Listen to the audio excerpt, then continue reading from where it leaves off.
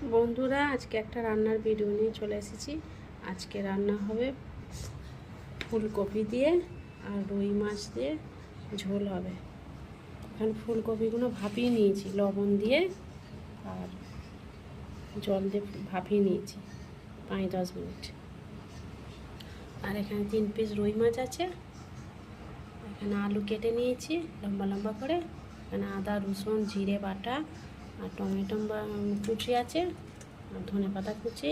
এখানে লাল কাঁচা লঙ্কা, এখানে পেঁয়াজ বাটা নিয়ে নিয়েছি। কড়াতে তেল দিয়ে দিয়েছি। এবার তেলটা গরম হয়ে গেছে, মাছগুলো ভেজে নেব। মাছ দিয়ে দিয়েছি কড়াতে। 1 পিঠ ভাজা হয়ে গেছে, এবার উল্টে দেবো।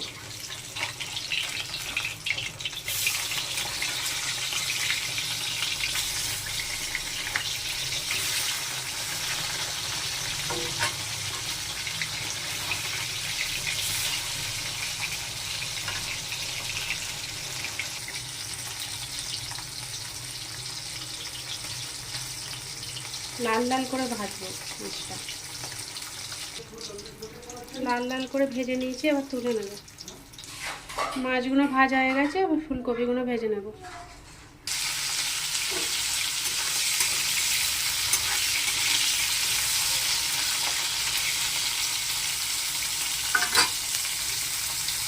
ফুলকপিগুলো ভেজে নিয়েছি, এবার তুলে নেব। আলুগুলো ভেজে নেব ওই তেলের মধ্যে। আলুগুলো দিয়ে দিয়েছি, আলুগুলোর মধ্যে একটু হলুদ দিয়ে দেবো। হলুদগুলো দিয়ে দেবো আমি।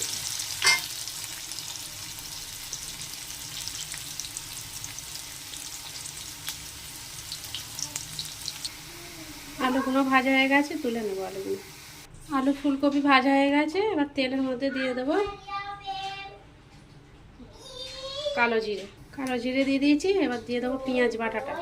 পেঁয়াজ বাটা দিয়ে দিয়েছি, এর মধ্যে 2টো পেঁয়াজ আছে, মিডিয়াম সাইজের 2টো পেঁয়াজ।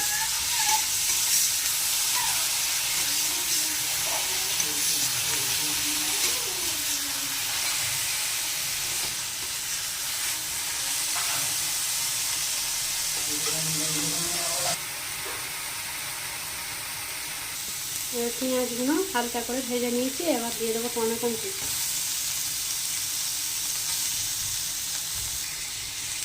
1/2 চামচ লবণ দিয়ে দেবো।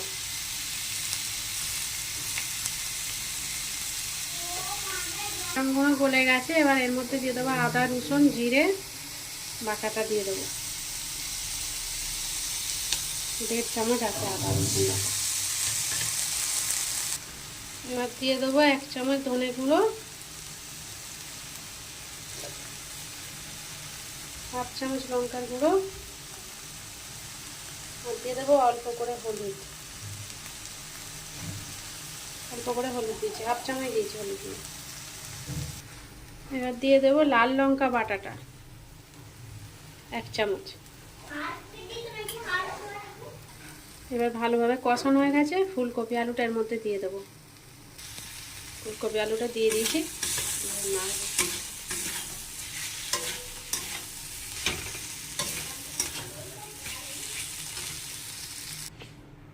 জল দিয়ে দিয়েছি, এবার আমি ঢাকা দিয়ে দেবো। আলু ফুলকপি সিদ্ধ হয়ে গেছে, এবার মাছগুলো দিয়ে দেবো। মাছগুলো দিয়ে দিয়েছি।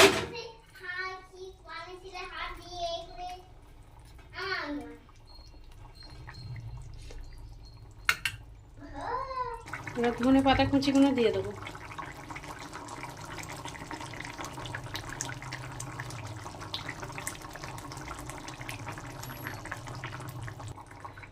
হয়ে গেছে সবজিটা। সব শেষে ভাজা জিরে গুঁড়ো দিয়ে দেবো।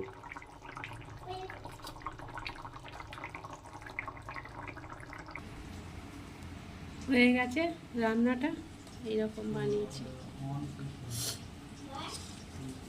ফুলকপি আলু দিয়ে রুই মাছ দিয়ে ঝোল।